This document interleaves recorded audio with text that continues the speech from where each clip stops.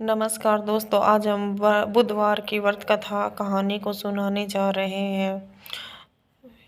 एक बार की बात है, एक आदमी का विवाह कई साल बीत गए। ब्याह के बाद उसकी पत्नी एक बार अपने मायके गई हुई थी। पत्नी मायके में रहने के कई दिनों के बाद उसका पति अपनी पत्नी को विदा करवाने के लिए ससुराल जा पहुंचा। ससुराल में कुछ दिन तक रहने के बाद वह पत्नी को मायके से विदा करने की बात अपने ससुर से कही।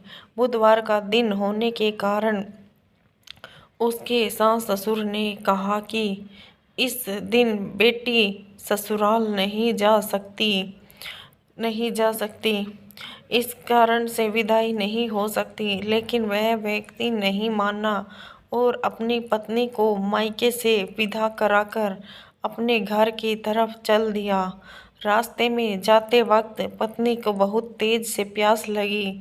जब पति पानी की तलाश में इधर उधर भटकने लगा, काफी देर के बाद जब वह पानी लेकर वापस लौटा तो उसने देखा कि पत्नी पास उसी की वेशभूषा में कोई अन्य आदमी पत्नी के संग बैठकर बातें करता हुआ दिखाई दिया।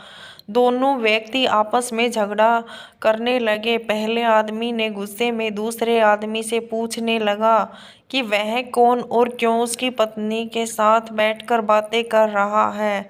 फिर आपस में लड़ने लगे। दूसरे आदमी ने कहा कि यह मेरी पत्नी है। दोनों के बीच भयानक लड़ाई होने लगी।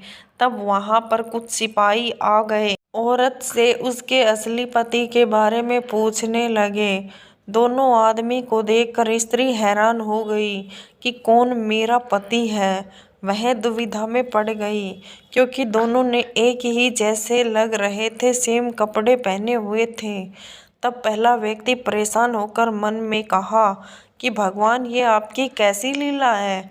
तभी आकाशवाणी हुई, बुधवार के दिन पत्नी को विधवा करवाकर नहीं ले जाना चाहिए था। यह सब सुनकर पहला आदमी समझ गया कि यह भगवान बुद्ध की लीला है। फिर वह आदमी बुद्ध देव से प्रार्थना करने लगा और क्षमा मांगने लगा। फिर फौरन ही बुद्ध देव अंतर्धान हो गए। उस आदमी को अपनी पत्नी मिल गई। तभी से हर दिन बुधवार के दिन भगवान गणेश की पूजा होने लगी। भगवान गणेश को बुद्धि का देवता कहते हैं। इस दिन जो इंसान स्त्री पुरुष भगवान बुद्ध का बुधवार के दिन पूजा पाठ करता है, व्रत करता है, उसकी सभी मनोकामनाएं पूर्ण हो जाती हैं।